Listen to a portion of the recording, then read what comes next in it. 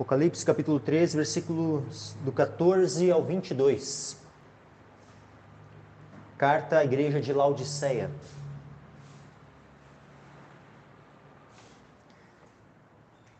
Diz assim a palavra do Senhor. E ao anjo da igreja de Laodiceia escreve: Isto diz o Amém, a testemunha fiel e verdadeira, o princípio da criação de Deus.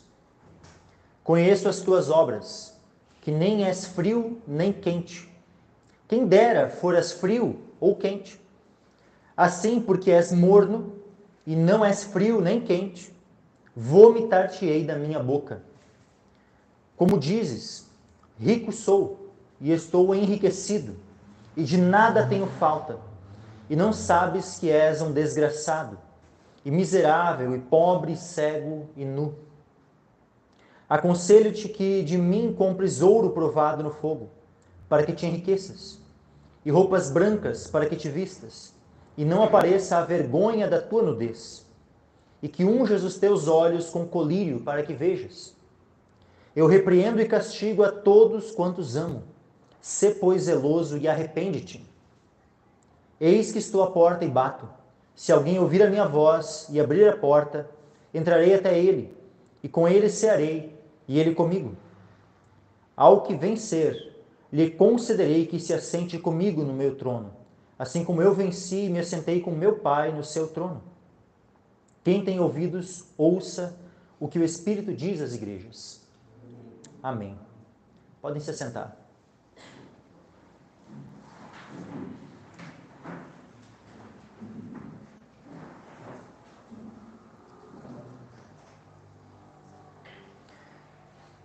Nós já estamos aqui expondo o livro de Apocalipse já há vários cultos. Se Deus permitir, iremos concluir todo o livro. E especialmente os capítulos 2 e 3, que são os capítulos que tratam das cartas às 7 igrejas. Eles nos trazem algumas lições muito práticas, para nós, especialmente para nós como congregação, também para a nossa vida pessoal, para o ministério pastoral, para vários âmbitos. E eu queria, antes de começar a abordar o versículo 14 aqui, chamar a atenção para algo que a forma como o Senhor fala, qual é a linguagem que o Senhor utiliza para se referir. Por exemplo, quando lá no capítulo 1 ainda, o Senhor fala com João, no versículo 11, ele diz assim, que dizia: Eu sou o Alfa e o Ômega, o primeiro e o derradeiro. E o que vês escreve num livro e envia às 7 igrejas que estão na Ásia. Ele fala 7 igrejas que estão na Ásia. Ele não usa a expressão e envia a igreja que está na Ásia, mas sim as 7 igrejas que estão na Ásia: a Éfeso, Esmirna, Pérgamo, Tiatira, Sardes, Filadélfia e Laodiceia. E essas 7 igrejas, por mais que elas precisam dar sim a atenção ao que é escrito para as demais igrejas, mas existem especificidades de cada uma. Por exemplo, aquilo que é problema na igreja de Éfeso e é repreendido na igreja de Éfeso, não é necessariamente o mesmo problema da igreja de Esmirna. E a igreja de Esmirna não é repreendida pelos problemas da igreja de Éfeso. Da mesma forma, a igreja de Pérgamo, ela não é elogiada, porque algumas igrejas são elogiadas, ela não é elogiada com o mesmo elogio de Esmirna. A igreja de Tiatira, a igreja de Sardes, a igreja de Filadélfia, cada uma ela tem a sua especificidade. Cada uma tem as suas falhas ou aquilo que é algo digno diante do Senhor, ao qual o Senhor elogia. E seria, de um certo modo, injusto se o Senhor, por exemplo, chegasse aqui à igreja de Filadélfia e falasse com a igreja de Filadélfia no mesmo tom com que ele vai falar com a igreja de Laodiceia. Ou chegasse para a igreja de Laodiceia e tecesse os mesmos elogios que ele teceu para a igreja de Filadélfia. Então nós temos aqui que né, cada congregação ela tem os seus problemas, os seus defeitos, ou também, né, tem os seus pontos fortes, aquilo que né, o Senhor estimula, né, aquilo que o Senhor elogia, aquilo que o Senhor, né, diz que vai galardoar. E isso é importante assim para, né, nós hoje, né, na nossa administração, né, para a igreja do Senhor, para essa igreja aqui local de Capão da Canoa. Nós temos, sabe, essa consciência da forma como o Senhor fala a cada congregação local. Nós precisamos estar atentos, né, ao todo da Escritura, a tudo aquilo que foi usado para ser corrigido nas igrejas de Corinto, Éfeso, Colossos. Cada uma das igrejas sempre vão servir para nós a instrução. Então, aquilo que muitas vezes é falado também de problemas de outras igrejas, devem servir para nós atentarmos e evitarmos os erros. Aquilo que é próprio, aquilo que são erros próprios da nossa congregação, nós precisamos fazer o quê? Nos arrependermos, mudarmos. Então, aquilo que é falado a respeito de outras congregações, nós não podemos simplesmente pegar e fechar os olhos, né, e dizer, não, isso aí é para aquela outra congregação e para mim não serve porque eu não estou cometendo esse problema, esse erro, esse pecado. O que nós devemos fazer? Se é algo que pode até atualmente não ser um problema aqui, mas nós precisamos cuidar, vigiar.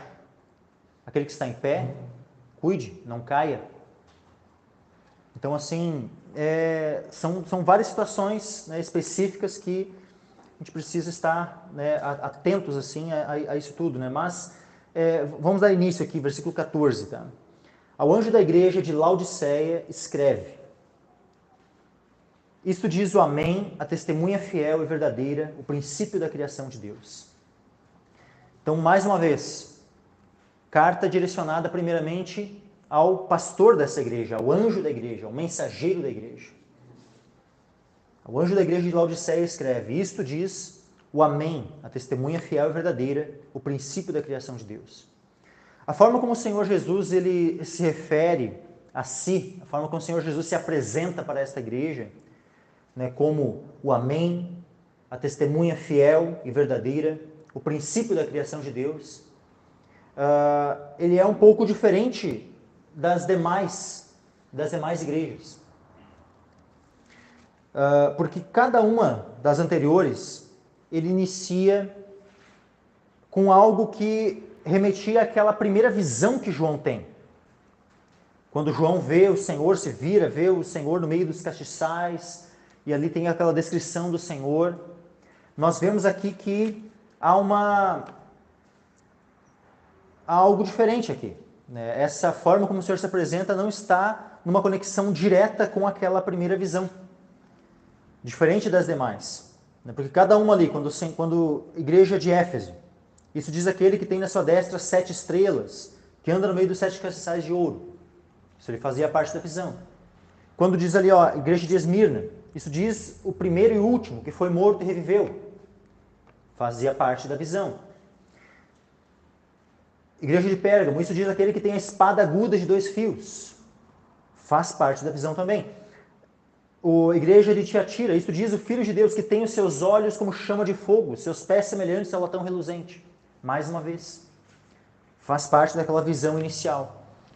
Depois, capítulo 3, ao anjo da igreja em Sardes, que está em Sardes, escreve: Isso diz o que tem os 7 Espíritos de Deus, as 7 estrelas. Também faz parte da visão. E depois, para Filadélfia, né, isso diz o que é santo, o que é verdadeiro, que tem a chave de Davi. O que abre ninguém fecha, fecha ninguém abre. Também tem relação. Mas agora, aqui o Senhor se apresenta de uma forma diferente. Ou seja, que ele está concluindo essas cartas, essa mensagem, as 7 cartas. Então, nessa conclusão, ele já começa dizendo: Isto diz o Amém. Isto diz o Amém. Ele chama a si próprio de Amém.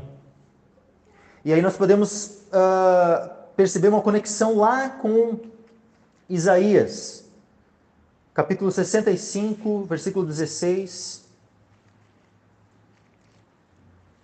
Profeta Isaías, capítulo 65, versículo 16. Diz assim: assim que aquele que se bendizer na terra se bendirá no Deus da verdade, e aquele que jurar na terra jurará pelo Deus da verdade, porque já estão esquecidas as angústias passadas e estão escondidas dos meus olhos. Qual é o ponto? Por que há uma conexão aqui, né? Amém, com esse texto aqui? Porque Deus da verdade, né, aqui o termo Deus é Elohe, e o termo verdade é Amém. Então no hebraico seria Elohe Amen, ou seja, o Deus da verdade, ou o Deus do Amém, ou o Deus que é o Amém. Então, duas vezes, né? Deus da verdade, né? Aqui nesse versículo, né? Se bendirá no Deus da verdade, ou seja, no Deus, né, do Amém. Jurará pelo Deus da verdade, o Deus do Amém. E é digno de nota o quanto Jesus usa essa expressão, Amém. Às vezes ela vai estar traduzida como verdade, porque, por exemplo, quando nós vemos ali, em verdade vos digo. Né? Quantas vezes Jesus fala dessa forma, né? Em verdade vos digo. Se nós formos lá para o original em grego, o que vai estar lá? Amém, amém. E aí, né, o Senhor, né, fala. Então, o termo amém, muitas vezes, ele tem essa conexão, né, com o termo verdade. Né? Ele significa assim seja. Sim, em alguns contextos, amém significa assim seja, é uma concordância. Tu diz amém, concordando. Mas há contextos onde o termo amém significa verdade. Então, esse termo amém aqui também tem conexão, às vezes, o Deus da verdade. Jesus mesmo ele diz, eu sou o caminho, a verdade e a vida. Muitas vezes Jesus é referido na Escritura como a verdade. Então, ele assim isto diz o amém, a testemunha fiel e verdadeira. Ou seja, aquilo que ele fala é verdadeiro, é confirmado. É algo que nós podemos, né, dizer, concordo. É isso. E ai daquele que não concorda com a verdade. Porque nós nada podemos contra a verdade, senão pela verdade. E ele é a testemunha fiel e verdadeira. Ele é aqueles que estiverem contra ele, nós vemos lá em Apocalipse 19, também essas mesmas características de Cristo sendo apresentadas, como fiel e verdadeiro. Apocalipse 19, 11, vi o céu aberto e eis um cavalo branco, e o que estava sentado sobre ele chama-se fiel e verdadeiro, e julga e peleja com justiça. Nós nada podemos contra a verdade. Aqueles que estiverem contra a verdade, aquele que é a verdade, aquele que se chama fiel e verdadeiro, julgará e pelejará contra aqueles que estão contra a verdade. Mas agora aqueles que estão pela verdade, aqueles que estão ao lado de Cristo, aqueles que são por Cristo, esses estão bem, esses são mais do que vencedores. Esses estão do lado daquele que é o vencedor, que é o nosso Senhor Jesus. Ele é o amém, a testemunha fiel e verdadeira, o princípio da criação de Deus. E aqui, princípio da criação de Deus, meus irmãos, não tem a ver com aquela heresia dos testemunhos de Jeová, que dizem que Jesus foi o primeiro ser criado. Os testemunhos de Jeová, eles têm uma doutrina herética, tá? Uma heresia, de que Deus seria unicamente o Pai, que eles chamam então de Jeová, e que a primeira criatura do Pai teria sido Jesus. Teria sido, né, o Filho de Deus. Só que isso é uma mentira, meus irmãos. Porque o nosso Deus, ele é Pai, Filho e Espírito Santo. É um Deus único, mas são três pessoas. E a pessoa do Filho não foi criada pelo Pai. A pessoa do Filho sempre existiu com o Pai.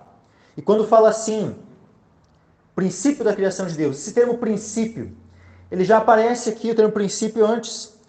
Por exemplo, Apocalipse 1, versículo 8. Eu sou o alfa e o ômega, o princípio e o fim, diz o Senhor, que é e que era e que há de vir, o Todo-Poderoso. Então Deus, ele é o princípio de tudo, e nesse sentido, ou seja, ele é o princípio de todas as coisas que estão criadas. Porque ele é quem deu início, ele é quem criou. Então ele é o princípio. Então Jesus aqui ele está sendo referido como o princípio da criação de Deus, não no sentido de ser a primeira criatura de Deus, mas de ser aquele por quem Deus criou todas as coisas. Nós vemos isso também em Efésios.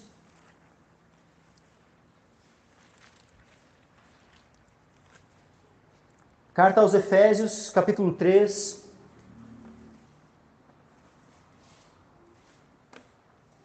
Versículo 8 e 9. Diz assim: a mim, o mínimo de todos os santos, me foi dada esta graça de anunciar entre os gentios, por meio do Evangelho, as riquezas incompreensíveis de Cristo, e demonstrar a todos qual seja a comunhão do mistério, que desde os séculos esteve oculto em Deus, que tudo criou por meio de Jesus Cristo. Que tudo criou por meio de Jesus Cristo. Agora, Evangelho de João, capítulo 1. No princípio era o Verbo, e o Verbo estava com Deus, e o Verbo era Deus. Então o Verbo é Deus. Então assim como o Pai é Deus, o Filho, que é o Verbo, o Filho é Deus. No princípio era o Verbo estava com Deus e o Verbo era Deus. Ele estava no princípio com Deus. Ou seja, Jesus Cristo, Filho de Deus, estava no princípio com o Pai. E todas as coisas foram feitas por Ele. Por quem? Por Cristo.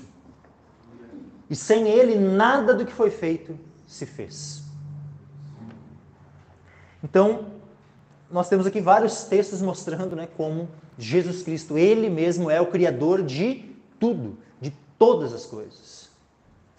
E Ele não foi criado.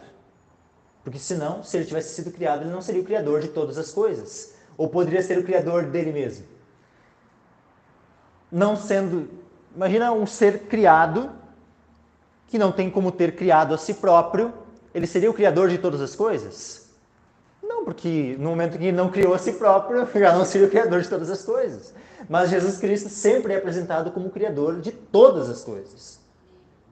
Isso já mostra que ele não pode ter sido criado, senão ele teria sido o Criador das demais coisas, e não de todas as coisas.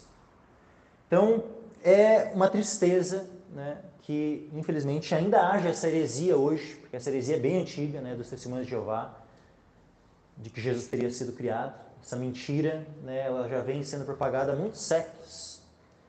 Mas quando o Senhor Jesus voltar, tudo vai vir à luz, e a verdade de que Ele é o Criador vai ficar evidente perante todo mundo. Aqui diz assim... Aliás, antes de a gente partir para o versículo 15, eu ainda quero chamar a atenção para um outro texto, que é Colossenses. Eu quero chamar a atenção para o texto de Colossenses por dois motivos. Colossenses capítulo 1.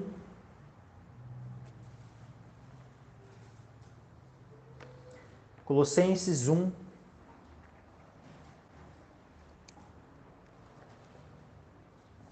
E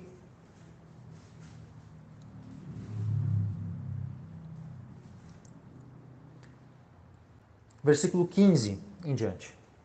Colossenses 1, versículo 15 em diante.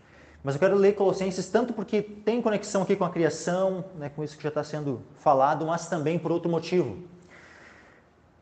A ligação de Colossenses com Laodiceia. Nós estamos vendo hoje aqui essa carta que foi escrita para a igreja de Laodiceia.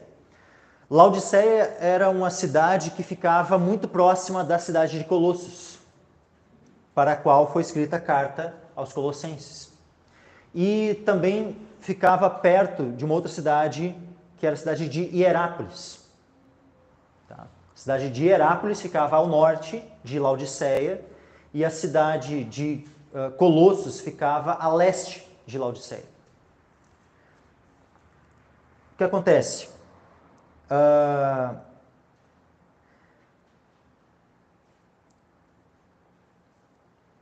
A carta aos Colossenses, ela foi enviada para a igreja de Colossos, mas ela não tinha o objetivo final de permanecer só na igreja de Colossos. A carta que foi escrita à igreja de Colossos, ela também foi direcionada à igreja de Laodiceia. Isso é interessante de se notar isso. Porque olha só, vamos só ler aqui algumas questões na carta aos Colossenses, tá? Eu ia começar a ler o capítulo 1 ali, mas depois eu volto para o capítulo 1 de Colossos, da carta aos Colossenses. Vamos para o capítulo 2 da carta aos Colossenses. Então, Colossenses capítulo 2, versículo 1. Porque quero que saibais quão grande combate tenho por vós e pelos que estão em Laodiceia, e por quantos não viram meu rosto em carne. O que acontece? O apóstolo Paulo ele escreve a carta aos Colossenses, ele escreve uma carta aos Laodicenses também. Ele escreve uma carta para a igreja de Laodiceia, o apóstolo Paulo. E ambas essas igrejas, ambas congregações, tanto a congregação de Colossos como a de Laodiceia, ele não havia plantado diretamente aquelas congregações. Um conservo dele, um companheiro do apóstolo Paulo, foi aquele que plantou essas igrejas, que é alguém chamado Epáfras. Capítulo 1, versículo 7 diz: como aprendestes de Epáfras, nosso amado conservo, que para vós é um fiel ministro de Cristo, o qual nos declarou também o vosso amor no Espírito. Então aquilo que Paulo sabia sobre Colossos e sobre Laodiceia, havia tido a informação de quem? De Erasto. Aliás, de Epáfras. E Epáfras tinha sido aquele que havia evangelizado aquelas cidades e plantado a igreja naquelas cidades. Paulo não conhecia aquelas igrejas face a face, não tinha ido pessoalmente lá ainda. Tanto que ele fala, sobre a oração que ele tinha, quando ele fala assim, quero que saibais, capítulo 2, versículo 1, porque quero que saibais quão grande combate tenho por vós e pelos que estão em Laodiceia. Ou seja, ele orava. O combate que fala aqui é a oração dele. Paulo era alguém que orava pela igreja de Laodiceia e pela igreja de Colossos. E olha só, e por quantos não viram meu rosto em carne? Ou seja, tanto eles não haviam visto ainda, pessoalmente, não tinham tido contato ainda com o apóstolo Paulo, como outros também. E por todos estes que Paulo conhecia de ouvir falar, mas não tinha ainda estado pessoalmente com eles, ele orava por eles, intercedia por eles. E aí ele fala assim, e para que os seus corações sejam consolados e estejam unidos em amor e em todas as riquezas da plena certeza da inteligência. Olha como ele fala aqui a respeito de riquezas. Uma carta que ele escreveu para Colossos, mas que seria depois direcionada aos laodicenses também. Olha a ênfase aqui nas riquezas, mas nas verdadeiras riquezas. Sejam consolados, sejam unidos em amor e em todas as riquezas da plena certeza da inteligência, para conhecimento do mistério de Deus Pai, de Deus e Pai e de Cristo, em quem estão escondidos todos os tesouros da sabedoria e do conhecimento. Olha só, em Cristo estão escondidos todos os tesouros da sabedoria e do conhecimento. O que a gente vê mais adiante na carta aos Colossenses, capítulo 4 e versículo 12 em diante. Capítulo 4, versículo 12 em diante. Saúda-vos Epáfras, que é dos vossos, servo de Cristo. Epáfras era daquela região, de Colossos, de Laodiceia. Saúda-vos Epáfras, que é dos vossos, servo de Cristo, combatendo sempre por vós em orações, para que vos conserveis firmes, perfeitos e consumados em toda a vontade de Deus. Pois eu lhes dou testemunho de que tem grande zelo por vós, e pelos que estão em Laodiceia, e pelos que estão em Hierápolis. Olha aqui as três cidades, que eram três cidades que eram coligadas umas com as outras. Cidade de Laodiceia, cidade de Hierápolis.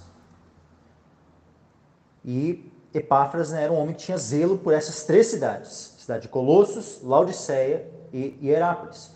Versículo 14. Saúda-vos Lucas, o médico amado, e Demas. Saudai aos irmãos que estão em Laodiceia e a Ninfa, e a igreja que está em sua casa.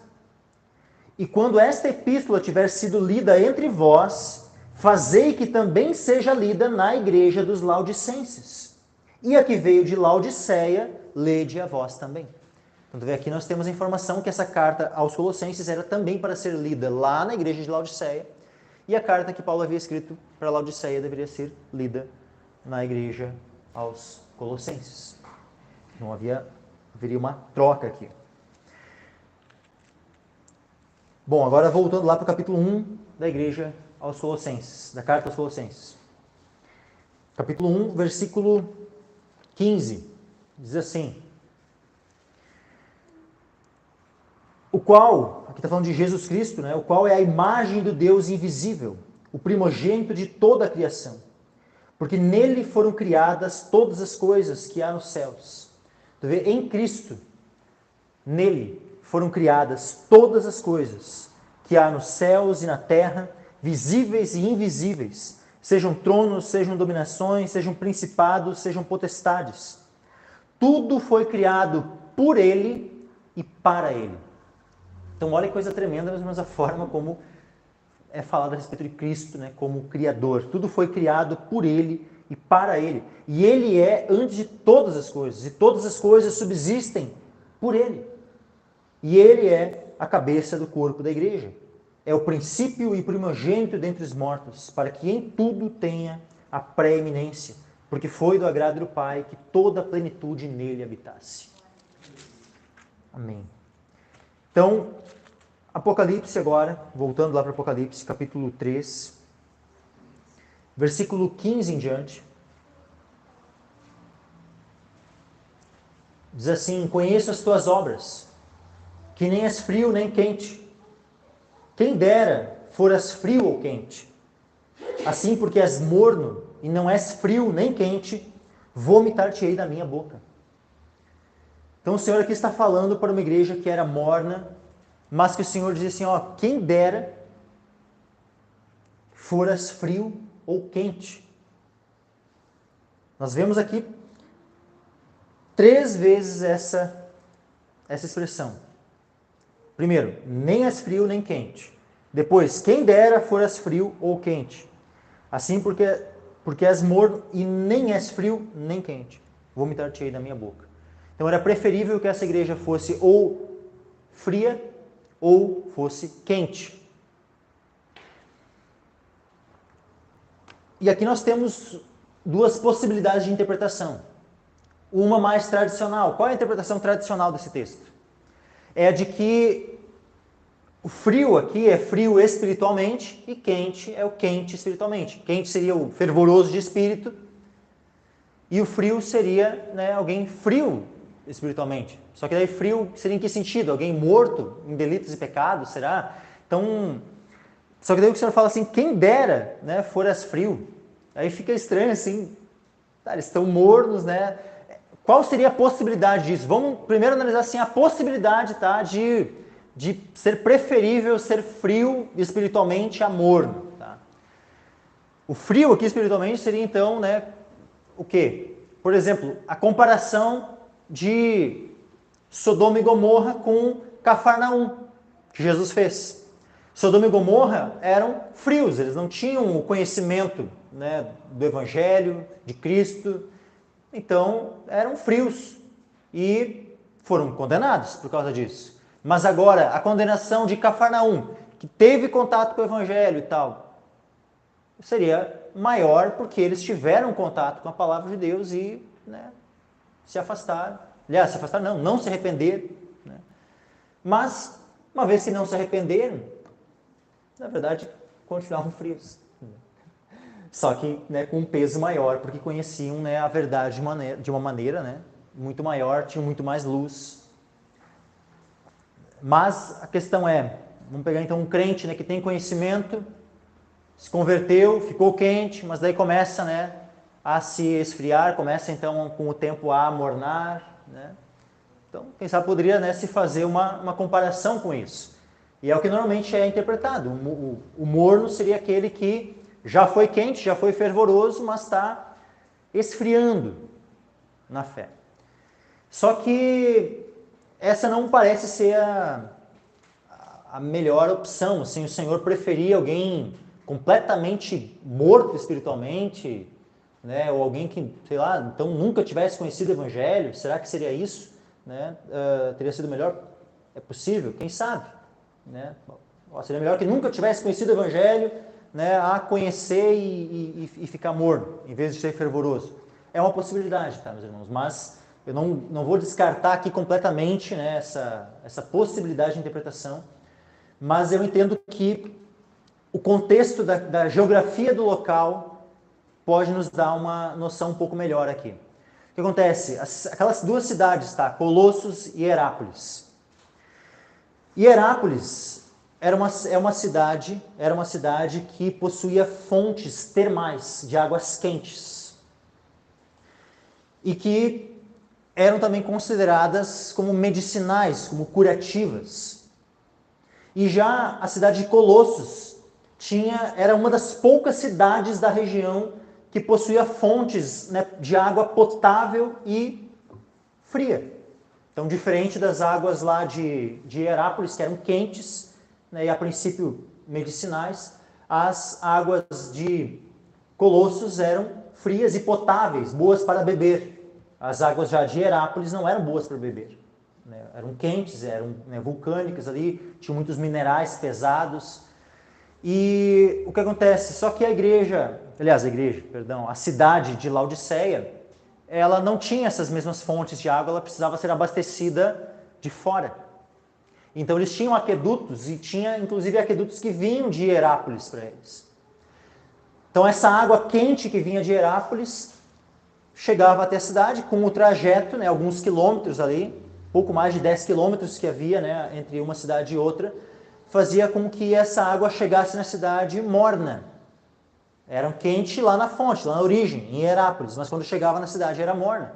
Só que independente de ter chegado morna, a questão é que a fonte era uma fonte que vinha de fontes termais, com metais, né, ali tudo, e que acabava que aquela água ela não era uma água potável de se beber. Mas chegava na cidade morna, e se alguém fosse querer beber aquela água pesada, aquela água, né, morna, daquele jeito, iria produzir o quê? Iria produzir vômito nessa pessoa, em vez de ser uma água, né, que fosse refrescante, uma água, né? Então o que era melhor?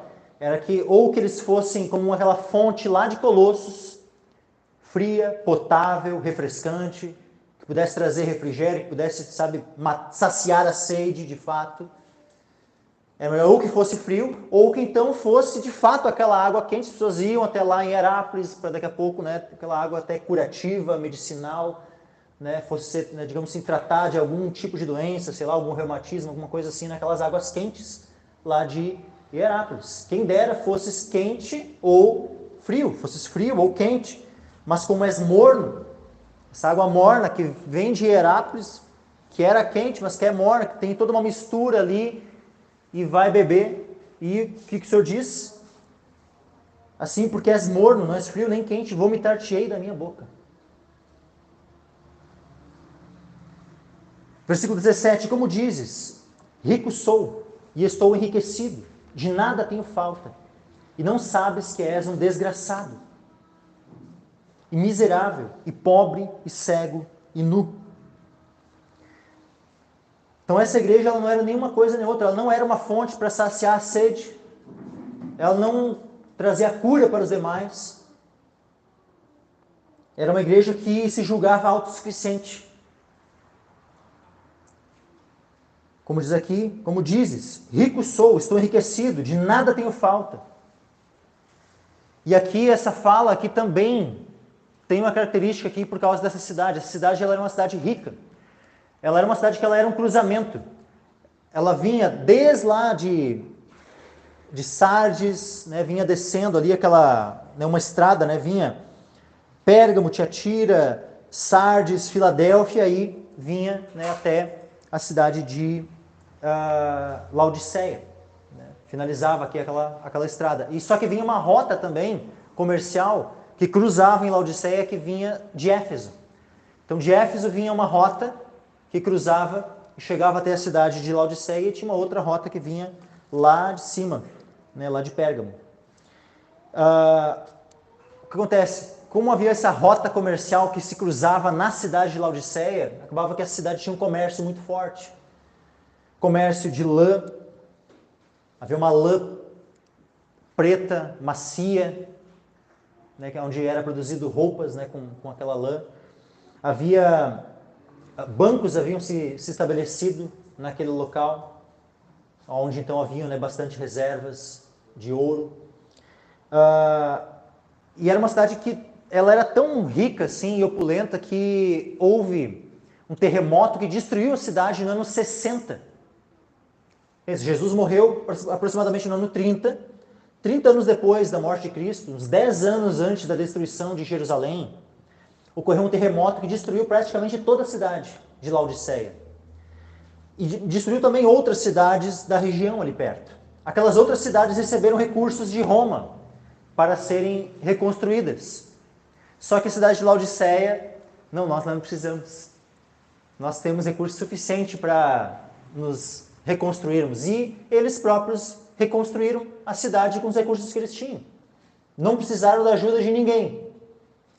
Então, esse espírito, sabe, de autossuficiência que havia na cidade, de soberba, de orgulho, não, eu não preciso de nada, eu tenho o suficiente, eu sou rico. Rico sou, estou enriquecido, de nada tenho falta. Sabe? Era algo que havia contaminado a igreja. A igreja estava com esse mesmo espírito mundano da região, da cidade que o cercava. E aí, a igreja ela tem que ser autossuficiente? A igreja tem que estar depositando a sua esperança. Né? Como diz aqui, a esperança tem que estar na riqueza, meus irmãos? Não. A esperança da igreja jamais pode estar naquilo que é material. A instrução que nós temos na primeira carta a Timóteo, no capítulo 6, versículo 17 em diante, diz assim, manda aos ricos deste mundo que não sejam altivos, nem ponham a esperança na incerteza das riquezas, mas no Deus vivo, que abundantemente nos dá todas as coisas para delas gozarmos. Que façam bem, enriqueçam em boas obras, repartam de boa mente e sejam comunicáveis. Que entesourem para si mesmos um bom fundamento para o futuro, para que possam se apoderar da vida eterna. Ou seja, que sejam ricos para com Deus. Agora, a igreja de Laodiceia, o que eles diziam? A mesma coisa que os demais cidadãos da cidade. Há um mundanismo aqui na igreja. Mundanismo é o quê? É quando tu não vê diferença entre a igreja e o mundo. E essa igreja ela está mundana, mundanizada. Quando a igreja pensa da mesma forma que o mundo, toma as mesmas atitudes que o mundo, age da mesma forma que o mundo, olha para o mundo, olha para a igreja, não vê diferença. Essa igreja está mundanizada. E assim era a igreja de Laodiceia. Uma igreja mundanizada. Uma igreja que tinha os mesmos valores e princípios e conduta do povo que a cercava. Não havia diferença, sendo que o povo de Deus tem que ser um povo separado, um povo santo. Como dizes, rico sou, estou enriquecido, de nada tenho falta, e não sabes que és um desgraçado, e miserável, e pobre, e cego, e nu. Miserável, pobre, cego e nu. Miserável diante de quem? Diante de Deus. Pobre diante de Deus. Cego e nu, diante das coisas espirituais.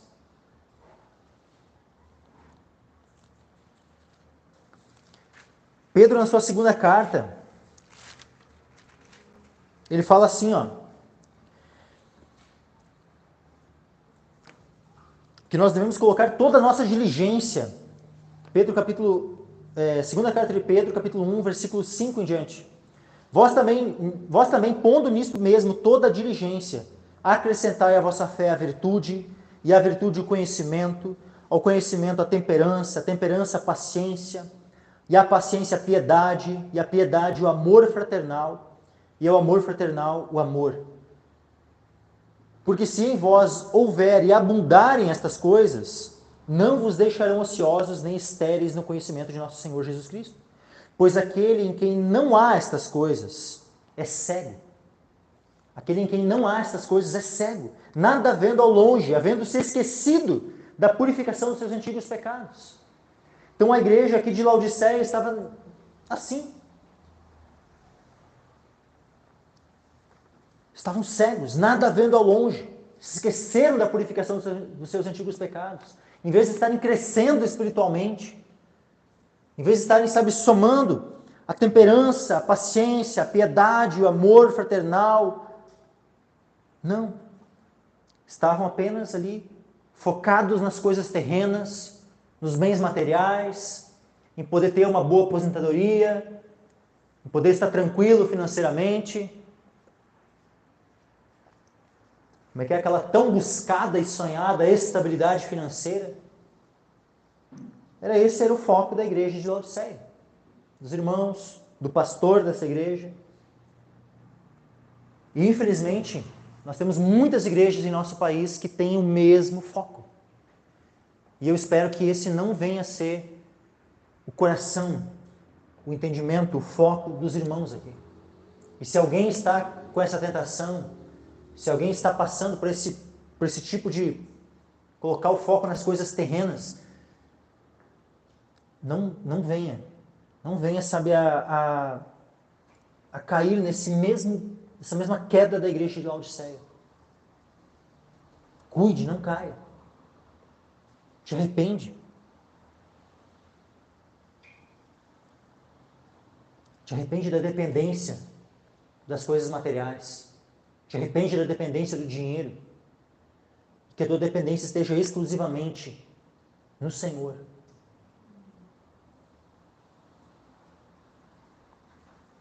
És miserável, pobre, cego e nu.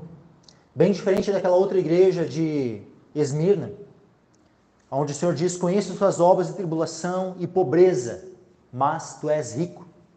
Uma igreja era pobre materialmente, financeiramente, mas era rica para com Deus. Agora nós temos aqui uma outra igreja que é exatamente o oposto. Uma igreja rica, bem estruturada, mas que diante de Deus eram desgraçados, miseráveis, pobres, cegos e nus. Quantas igrejas hoje buscam estruturas, buscam, sabe, apenas aquela opulência visual, aquilo que se pode ver. E eu não estou dizendo que toda igreja grande vai estar semelhante a esse. Não estou aqui condenando igrejas grandes. Porque pode, muitas vezes, igrejas pequenas estarem cometendo exatamente o mesmo pecado, terem o mesmo desejo de estar com foco nas coisas materiais. Agora, o que o Senhor aconselha? Aconselho-te que de mim compres ouro provado no fogo. Quando diz assim, compres, aqui é naquele mesmo texto lá de Isaías. Hoje mais cedo foi lido, Isaías 55. Isaías 55, versículo 1. E vós todos que tendes sede, vinde às águas, os que não tendes dinheiro, vinde, comprai e comei. Sim, vinde e comprai sem dinheiro e sem preço vinho e leite. Assim como o texto fala aqui a respeito dessa compra de vinho e leite, comprai sem dinheiro e sem preço. Quando fala aqui que o Senhor diz, aconselho-te que de mim compres ouro provado no fogo, como é que normalmente tu compra algo? O dinheiro na época, né, principalmente a maneira de se referir ao dinheiro era ouro. Compra. Mas agora, é óbvio que o ouro que vai ser comprado é o ouro do Senhor. E que é comprado como? Com dinheiro? Não, sem dinheiro e sem preço. Porque tudo aquilo que nós podemos comprar do Senhor não é comprado com o nosso dízimo, a nossa oferta, o nosso dinheiro, os nossos bens materiais. É pela graça, meus irmãos. Nós precisamos buscar e confiar nele pela graça, buscarmos nele, orar a ele, pedir a ele. E aí nós compramos sem dinheiro e sem preço, porque é pela graça, é apenas pedindo. É dessa forma, é orando, é dessa forma que nós compramos da parte do Senhor, sem dinheiro e sem preço. Então nós vamos comprar ouro provado no fogo. O que é o ouro provado no fogo? 1 Pedro capítulo 1. 1 Pedro capítulo 1 diz assim, para que a prova da vossa fé, muito mais preciosa do que o ouro que perece e é provado pelo fogo, se ache em louvor e honra e glória na revelação de Jesus Cristo. Então a nossa fé, meus irmãos, a fé é um ouro provado pelo fogo. A fé é o ouro que nós podemos comprar do Senhor. A fé é aquilo que nós podemos pedir ao Senhor. A A fé é aquilo que os discípulos, quando o Senhor diz que eles têm que perdoar, se 7 vezes no dia teu irmão pecar contra ti, 7 vezes ele vier arrependido, dizendo, perdoa-me, tu deve o quê? Perdoá-lo. E aí os discípulos, Senhor, aumenta-nos a fé. O que eles estavam fazendo ali? Comprando ouro da parte do Senhor. Só que é ouro provado no fogo. Isso significa que o Senhor ele vai nos conceder fé. Quando nós pedirmos fé, Ele vai nos conceder fé, Senhor, Ele também vai nos colocar, Ele vai colocar a nossa fé à prova. Então saibam que quando o Senhor ele nos concede fé, Ele também ele nos dá situações para provar a nossa fé. Porque a nossa fé ela vai ser provada. Não esperem vida tranquila, sem prova alguma diante da fé de vocês. Mas peçam fé ao Senhor, mas saibam sempre que a fé de vocês vai ser provada pelo Senhor. Agora, aquele que tem a sua fé provada e aprovada, esse vai receber o louvor e a honra no dia do Senhor Jesus, assim como nós lemos ali em 1 Pedro. Então, aconselho-te que de mim compres ouro provado no fogo, para que te enriqueças, roupas brancas, para que te vistas. Uma outra, só antes de falar das roupas brancas, só falando aqui, ó, tu vê, ouro provado no fogo, para que te enriqueças. Também tem, só para reforçar, né, que principalmente está falando dessa fé, e dessa fé viva, né, que vai ser provada, que vai ser manifesta em boas obras. Lá em Tiago, nós vemos no capítulo 2 da carta de Tiago, diz assim, ó, no versículo 5, ouvi, meus amados irmãos, porventura não escolheu Deus aos pobres deste mundo para serem ricos na fé e herdeiros do reino que prometeu aos que o amam? Então tu vê, aqui nós temos, né, aqueles que são chamados ricos na fé, né? Então, mais uma vez, né, essa evidência, né, da riqueza da qual Jesus está falando aqui a respeito da fé, né? Então, roupas brancas para que te vistas. O que acontece? Nós somos justificados por quê? Por meio da fé. Aqueles que são justificados por meio da fé. Quando fala aqui de roupas brancas para que te vistas, que fala especialmente das vestes de justificação, pelas quais nós somos vestidos, aquela veste de justiça que nós temos por meio de Cristo. Jesus Cristo é o único que é perfeitamente justo. E como é que nós podemos nos apresentar diante de Deus? Com as vestes de justiça recebidas de Cristo. Então, Cristo é aquele que nos concede vestes brancas. As vestes brancas da sua própria justiça. Então, as vestes da justiça de Cristo são concedidas a nós pela fé. Por isso que a primeira coisa é o ouro, é a fé. Na sequência, nós temos a justificação. Ou seja, nós temos aqui as roupas brancas para que te vistas. E não apareça a vergonha da tua nudez. Aquele que vai querer se apresentar com as suas próprias obras, com a sua riqueza, achando que o seu dinheiro vai poder comprar o céu, vai estar muito enganado. Vai chegar diante de Deus e a única coisa que vai ter, quando confiava nas suas riquezas, vai ser vergonha, meus irmãos. Para nós não sermos envergonhados diante do Senhor, nós precisamos estar vestidos com uma justiça perfeita, que é a justiça de Cristo. Por isso nós precisamos comprar dele. E como é que se compra? Novamente, não é com dinheiro. Nós precisamos simplesmente pedir a Ele, invocar o seu nome. Todo aquele que invocar o nome do Senhor será salvo. Então nós precisamos confiar nele, crer nele. Pedir a Ele, Senhor, me salva, me perdoa. E aí então é dessa forma que nós compramos as roupas brancas para que nós nos vistamos. E não apareça a vergonha da nossa nudez. Aqui nós também, por mais... O sentido aqui é espiritual, tá, meus irmãos? Mas eu quero só abrir aqui um parêntese, tá? Numa aplicação material aqui, porque é uma analogia com vestes. É uma analogia que está sendo feita com vestes. Ou seja, significa que aquele que está vestido, ok. Quem está nu, a nudez é algo o quê? É algo honroso ou é algo vergonhoso? A nudez é algo vergonhoso. Então, meus irmãos, nós precisamos vigiar as nossas vestes.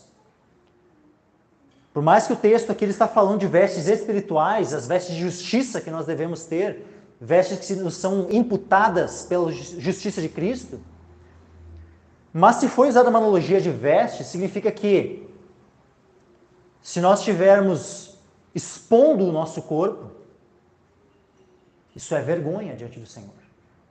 Nós não podemos expor o nosso corpo, meus irmãos. As vestes, elas têm uma função, que é cobrir o corpo.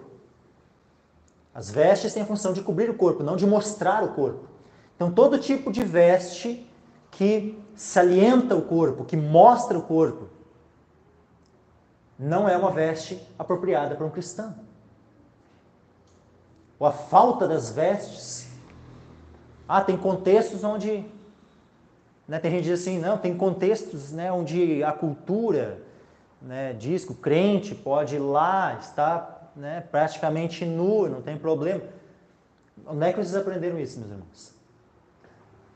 Onde é que tem esse contexto cultural que tu pode estar praticamente nu e que não há problema? A gente está aqui no local de praia, um local turístico, aonde... E aí, o crente pode ir na praia praticamente nu? Não pode, meus irmãos. Mas todo mundo vai. O mundo vai sem roupa para a praia. As mulheres só de biquíni, um homenzinho lá de sunga, ou uma bermudinha bem curtinha, sem camisa e tal. Isso aí, o mundo vai dessa forma para a praia.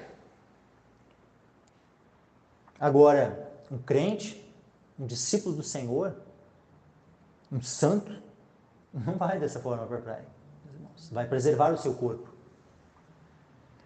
Pode até ir, lógico, vai buscar vestes apropriadas para o banho, mas vestes que cubram o seu corpo. Para que não apareça a vergonha da sua nudez. Como diz o texto. Mas, voltando aqui. E que unjas os teus olhos com colírio, para que vejas. Unja os teus olhos com colírio, para que vejas. Voltando lá naquela... Pedro, texto que eu li antes da segunda carta de Pedro, aqueles que haviam se esquecido da purificação dos seus antigos pecados, que eram cegos, nada viam ao longe. E é interessante uma coisa específica dessa cidade aqui de Laodiceia, que ela era uma cidade também famosa, pelo esse aspecto medicinal, especialmente no que tange ao colírio para os olhos. Eles eram conhecidos por produzirem uma lã negra, mas é engraçado que o Senhor diz, não quero saber das vestes negras, da lã negra que vocês produzem. Vocês têm que comprar de mim vestes brancas de justiça. A lã negra pomposa de riqueza de vocês, não. Mas sim as minhas vestes brancas de justiça. O colírio de vocês, que só trata esse olho físico de vocês aí, o que adianta isso? O que adianta esse colírio aí e vocês serem cegos espiritualmente? Então comprem de mim, de Cristo. Eu tenho aqui um colírio para vocês, que vai fazer vocês enxergarem. Eu tenho aqui a minha palavra para vocês. Eu tenho aqui, o meu espírito que vai abrir os olhos de vocês. Aí 19, eu repreendo e castigo a todos quantos amo. Sê, pois, zeloso e arrepende-te. E aqui é tão tremendo, meus irmãos, esse princípio aqui do versículo 19, porque olha só, eu repreendo e castigo a todos quantos, o quê? O Senhor está dizendo que aqueles que ele odeia, ele repreende? Aqueles que ele é indiferente? Não. Aqueles que ele ama. Aqueles que o Senhor ama, ele repreende e castiga. Nós vemos também isso, outros dois textos, Hebreus, capítulo 12. Hebreus 12, versículo 5 em diante. E já vos esquecestes da exortação que argumenta convosco como filhos. Filho meu, não despreze a correção do Senhor. Não desmaies quando por ele fores repreendido. Porque o Senhor corrige o que ama e açoita qualquer que recebe por filho. Se suportais a correção de Deus, aliás, se suportais a correção, Deus vos trata como filhos. Porque que filho há a quem o pai não corrija? Mas se estáis sem disciplina, da qual todos são feitos participantes, sois então bastardos e não filhos. Então olha só, aqueles que não são disciplinados são chamados ali no texto de Hebreus de bastardos, não de filhos. Os filhos todos comungam de uma coisa, disciplina, a repreensão do Senhor. Porque qual é o desejo do Senhor? Que nós sejamos participantes da sua santidade. O Senhor não quer que nós sejamos mundanos, o Senhor quer que nós sejamos santos. Por isso Ele vai nos disciplinar, Ele vai nos repreender, vai nos castigar quando necessário. Eu repreendo e castigo a todos quantos amo. Sê, pois, zeloso e arrepende-te. Do que tu precisas te arrepender, meu irmão? Minha irmã? Sê, pois, zeloso e arrepende-te. Uma igreja morna, um pastor morno, irmãos mornos, precisam se arrepender, passarem a ser zelosos e arrepender-se. Eis que estou à porta e bato. Se alguém ouvir a minha voz e abrir a porta, entrarei até ele, e com ele cearei, e ele comigo. Ao que vencer, lhe concederei, e depois eu já vou ler a sequência ali da promessa aos vitoriosos. Só que, olha só, eis que estou à porta e bato. Se alguém ouvir a minha voz e abrir a porta, entrarei até ele, com ele cearei, e ele comigo. Essas cartas, elas foram escritas para igrejas, elas foram escritas para o pastor da igreja, elas foram escritas para todas as igrejas e também para cada um dos cristãos individualmente. Inclusive também, uma vez que está sendo falado aqui, ó, eis que estou à porta e bato, ela também está direcionando inclusive para aqueles que não são crentes. Para aqueles que muitas vezes podem estar dentro de uma igreja, fazer parte de uma congregação, mas que nem nascido de novo foi. Esse texto aqui, quando da perspectiva de uma igreja, é o Senhor batendo na porta, na parte de fora de uma congregação. Pensa uma congregação a qual o Senhor está do lado de fora, não está no meio ali, não tem mais a presença do Senhor ali. O Senhor está na parte de fora daquela igreja batendo. Né? Se alguém ouvir a minha voz, né? Se alguma congregação se despertar, ouvir a minha voz, eu entrarei até ele, com ele cearei, ele comigo. Pensa um pastor de uma igreja, a qual o Senhor está do lado de fora do seu coração. E aí o Senhor batendo. Isso aqui, meus irmãos, isso aqui principalmente é aplicável ao nível pessoal. Pode ser aplicável ao nível congregacional? Sim. Não estou aqui anulando, né, a aplicação congregacional desse eis que estou à porta e bato. Mas isso aqui, meus irmãos, é principalmente a nível pessoal. Assim como ao que vencer, lhe concederei que se assente comigo no meu trono. Essa promessa aqui, ela é feita, é óbvio, para a congregação como um todo, mas pensam, ao que vencer. Pode ser que numa congregação nem todos vençam. Aqueles que se arrependessem é aqueles que iriam vencer. Agora, e aqueles que não se arrependessem? Não iriam vencer.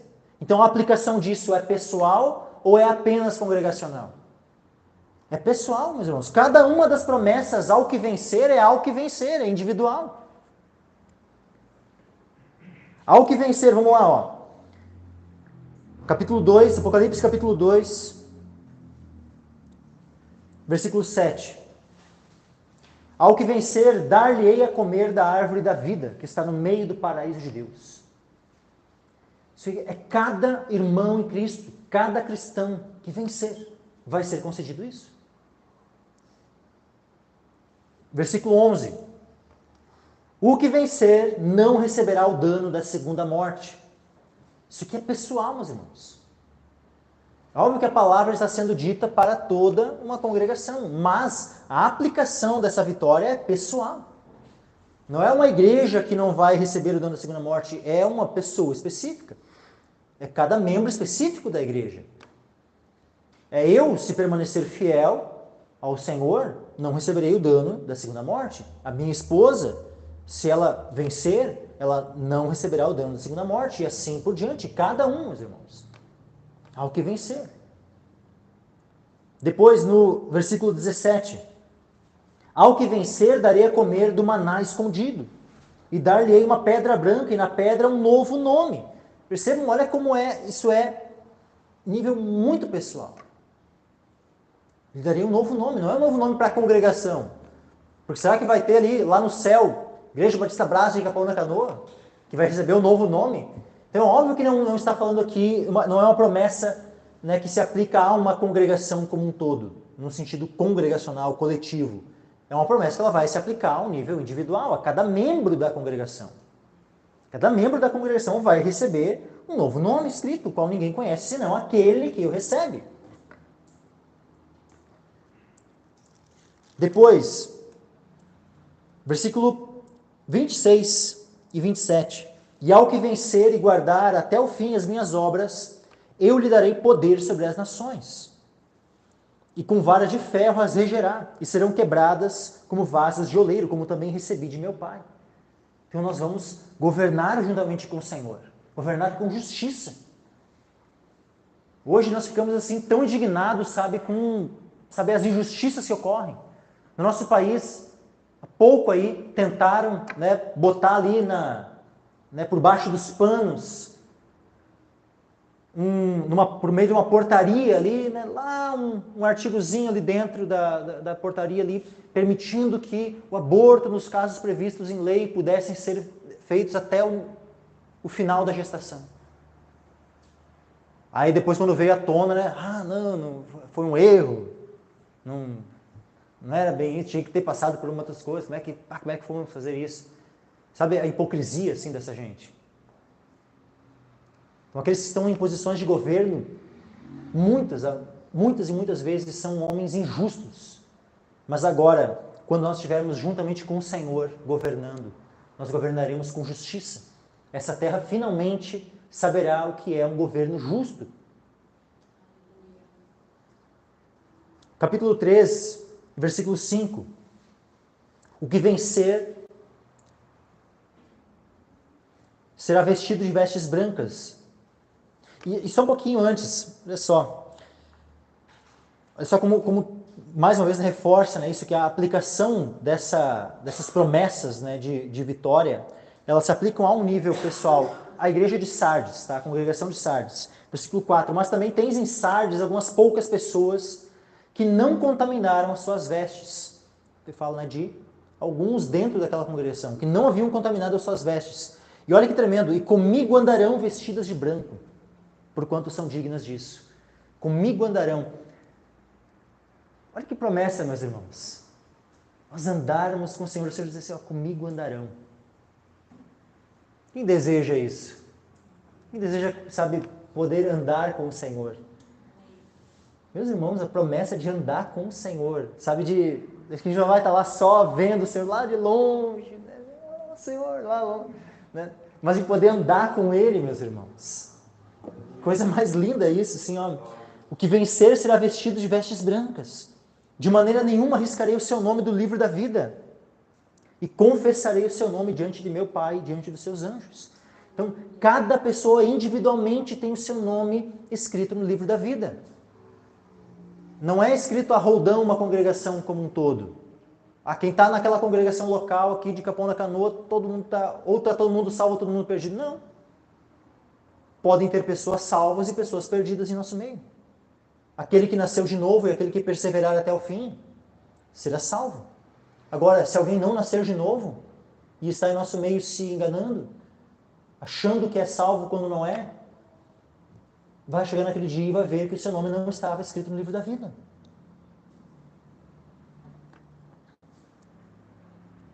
Versículo 12. Quem vencer, eu farei coluna no templo do meu Deus, dele nunca sairá. Escreverei sobre ele o nome do meu Deus e o nome da cidade do meu Deus, a nova Jerusalém, que desce do céu, do meu Deus, e também o meu novo nome. E por fim, ao que vencer, lhe concederei que se assente comigo no meu trono. Assim como eu venci e me assentei com meu Pai no seu trono. Olha essa promessa, meus irmãos, de nos assentarmos juntamente com Cristo no seu trono. Assim como ele se assentou com o Pai no seu trono. Sabe, é algo tão além do que a gente pode imaginar isso. Porque de fato não é algo que nós mereçamos. Nós não merecemos. Mas é uma promessa que o Senhor nos faz. Ao que vencer, lhe concederei que se assente comigo no meu trono. Assim como eu venci e me assentei com meu Pai no seu trono. É interessante, essa promessa aqui está no final. Ser a última promessa.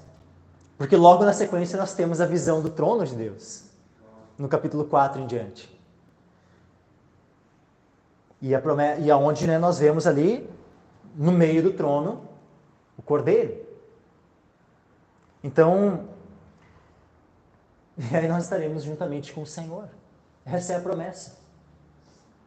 Ao que vencer, lhe considerei que se assente comigo no meu trono, assim como eu venci e me assentei com meu Pai no seu trono. Quem tem ouvidos, ouça o que o Espírito diz às igrejas. Então, quem tem ouvidos, ouça. Quem tem ouvidos, ouça o Senhor batendo a porta. O Senhor batendo a porta. E se alguém ouvir a sua voz, se alguém ouvir a voz do Espírito e abrir a porta, olha só, entrarei até ele. O Senhor vai entrar até ti. E com ele cearei e ele comigo. Não é simplesmente entrarei na sua casa. Entrarei até ele. Entrarei até ele. O Senhor entra.